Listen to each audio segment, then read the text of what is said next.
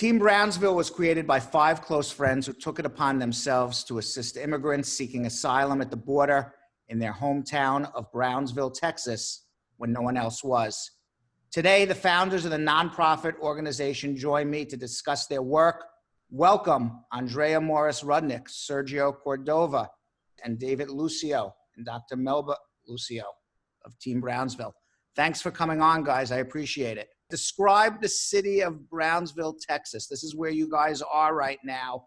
What is Brownsville, Texas like, and what's the ethnic mix? It's on the border by the sea. Ethnic mixes, predominantly Hispanic, Mexican-American. Furthest south you can go is Brownsville, Texas. Border city is Matamoros, Mexico. And we had the last Civil War battle here in Texas, in Brownsville. So we're way down there. And this is where the Rio Grande empties into the Gulf of Mexico? Correct. Right.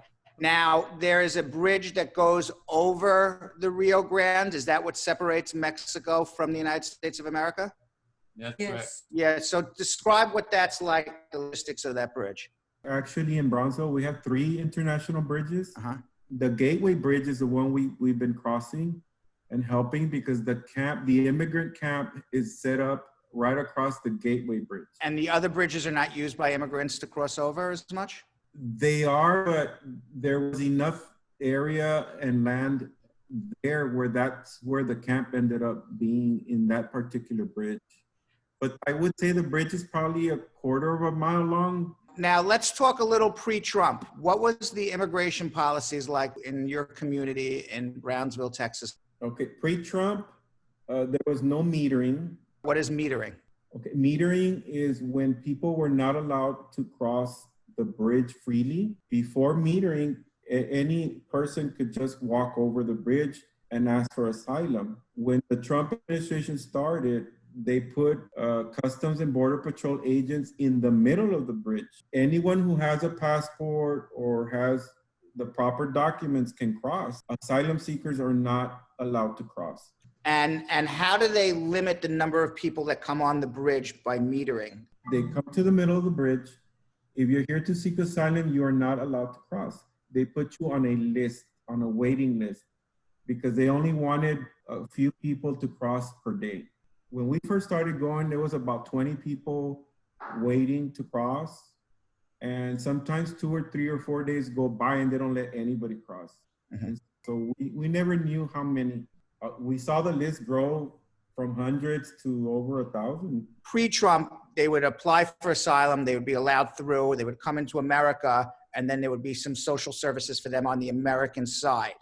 Correct. Now, because they put people on a list, they're metering, they're telling asylum seekers to return back to Mexico and wait on the border on the Mexican side. Mexico was not prepared to provide social services for all the people who are basically sitting there on the border.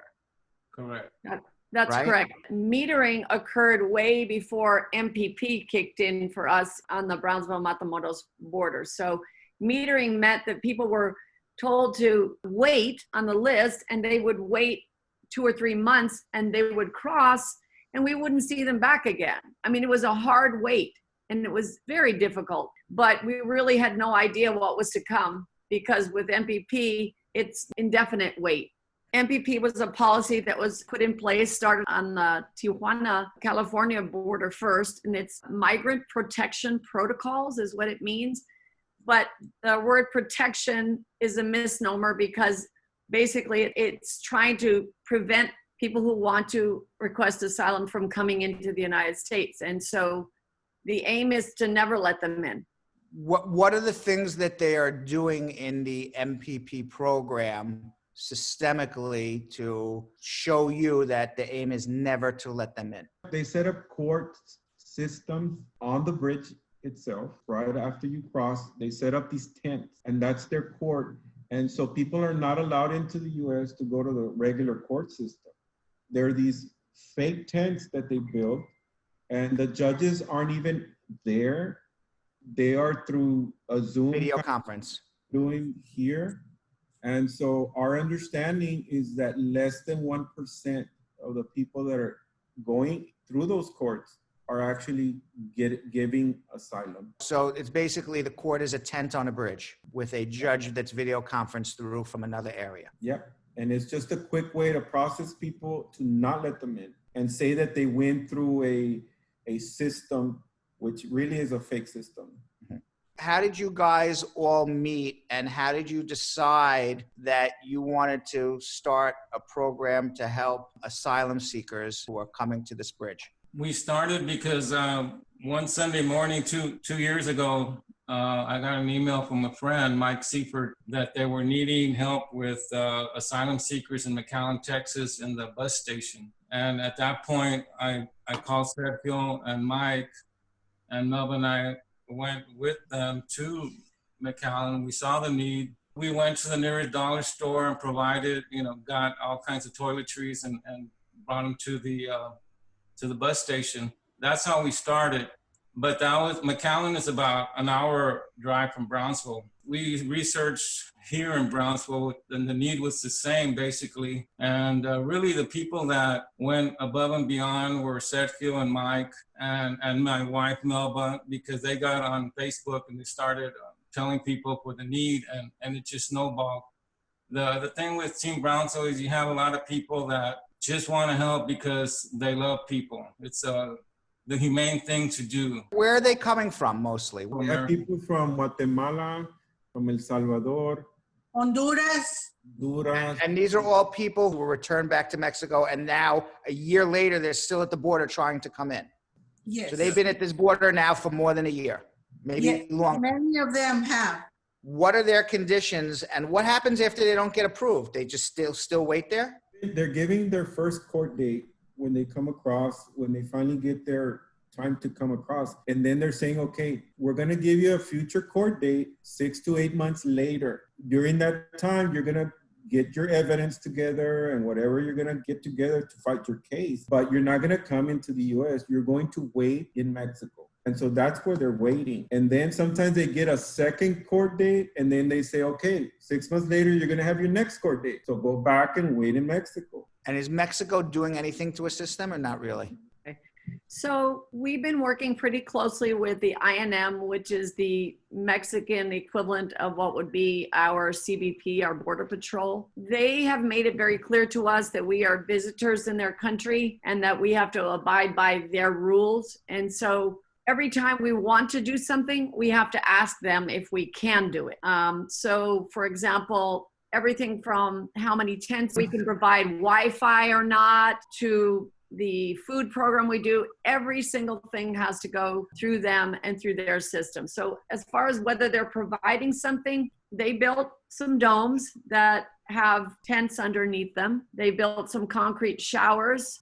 They brought in some porta potties. And for the most part, it's the Americans that are providing the daily supplies, the tents, the food, the shelter, everything. What's the living conditions like? Well, right now, the living conditions are very challenging because everyone lives in a tent, and we're in the rainy season right now. We've had tents collapse. We've had large tents. The tent that was the dining hall collapsed. We've had small tents. So living conditions are really terrible, honestly. When you have to deal with high heat, mosquitoes, torrential rain, mud, there's nothing we really can do to make the living conditions what anyone would call good. What kind of stories are you hearing then that would make somebody choose to live in these conditions on the border between the United States and Mexico in a tent with a porta potty?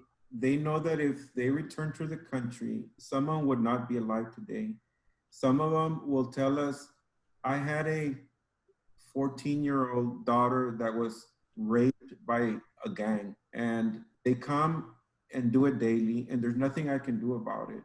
And so I have my 12-year-old and my 10-year-old and my 8-year-old that are next, because when they turn 14, that's just what happens. So I can't live like that. So I'd rather be here where they're actually alive and safe. A person who would tell you that story, are they being granted asylum or are they being denied? We know that some people are trickling down, that their stories, and they have to have evidence. They have to have police records. They have to have pictures. They have to have documentation. It's not just verbal, because they're not going to believe you. Right. People that have enough evidence and can fight their case. We know some are winning their asylum case. We had a young lady, a pregnant young lady that was released, and my husband brought her home from the bus station. She has, I think it was like 6 months pregnant, and she also had like a 4-year-old daughter with her. And at that time, she had been incarcerated with her daughter, and she had a little son that was incarcerated with her husband somewhere else. And she was released, and her 3-year-old son was not released with her husband. So I said, you know, how can you expose yourself to so much? Why? She said, you don't understand. This daughter that I have here that's 4 years old, she watched our next door neighbor get slaughtered with a machete. And she got very worked up as she was telling me this over dinner here in my house. And so stories like that are stories that we hear every day in and day out. You go over every day, you cross the bridge, you drive, bring food, you bring supplies. How is this all getting funded? When we started, it was through Facebook. We were just asking friends to donate water, to donate snacks, to donate. That's how we started, like Melba and Andrea talked about. When we first met all together, what I did is I put on Facebook, like on a Wednesday, Thursday, Friday, I said, on Saturday, I'm going to be at Sam's Wholesale Club, and I want people to come and donate. And they did. And my car was full, and we had enough to go across for several weeks. And people started donating items. And a lot of us were spending money from our own pocket to buy tents and cushions and things like that. And then we started a GoFundMe. How much have you raised? Mine has gone up to about $58,000. Wow. Since then, we became a 501c. And so now we have our own webpage, teambrownsville.org, and we have a donate button there. And we also have a volunteer button. How many people do you have volunteering right now? I took over as volunteer coordinator about a year and a half ago. We had up to 30, 40 volunteers a week for a long time, all through last summer, through last fall. People just wanted to come and see and work and participate. They wanted to participate in our escuelita. They wanted to make dinner, to serve dinner. So we were actually getting more volunteers than we actually needed. And these were people coming from all over the country. How many people are in this camp right now? The numbers have kind of fluctuated. So they've actually gone down over the past month or so as people have seen that nothing is happening, that nobody is crossing for appointments. Yeah, we were at 2,000, now we're maybe at 1,200 or 1,500. And you've had trouble since coronavirus being able to supply everything, or no? It's been challenging because we need to source everything through Mexico, but we have some contacts in Matamoros that are helping us a lot. And so that's how we're keeping it up. How do you get the food? Are people literally putting it in the back of their car and driving it across the bridge? But we have always put it in wagons and walked it across the bridge. Wow. It's just the humane thing to do. With Team Brownsville, have the people that volunteer for Team Brownsville are these kind of people that are concerned about humans, about human nature and how people are living. It doesn't matter what color they are or what gender they are, what country they're coming from, what religion. We're not a religion. We're just people that care. We're just people that see a need, and that's what drives us. That's what makes us put things in wagons and take them across in 100-degree weather, or when it's raining or when it's cold. What's the opinion of people in Brownsville, Texas, about immigrants and about people who are on the other side of the bridge? Brownsville in the valley has always been like a sanctuary city. We're a city made of immigrants. I mean, my mom was immigrated herself, and many of us have a history of our parents, grandparents being immigrants themselves. How deep of a relationship do each of you have with the migrants in the camps? So we started, recognizing children by name and providing the school that my wife began. And we met the parents, and the parents would come to the school and And I don't want you to think it's a school like you think, okay? It didn't have a building. We were just teaching on the sidewalk. And later on, the Mexicans were kind enough to put a tent there. March 15th was the last day, the last day that we had face-to-face class. So you need to also be thinking that it wasn't just us. It wasn't just this team. I had 20 to 30 volunteers from all over the country coming to do bilingual lessons, to do ESL, to do art lessons, to do yoga. We started a book club, and the children had to read 10 books per week. We had children starting to write short stories. A lot of the parents would come and sit in the class with the kids, because remember, we had a dirt floor, so we would get tarps and put them there on top of the mud or on top of the sidewalk, whatever it was. And we became close every single day up till today. I get texts from the parents, hey, we ran out of pencils, we need paper. Can you get us a pencil sharpener? So-and-so has a toothache and we need to go to the dentist. And seeing things like that. So how can you say no? What do you think is their greatest fear if Trump's reelected? Their greatest fear is not having a fair opportunity to be granted asylum, because right now it's not fair. It's a corrupt system.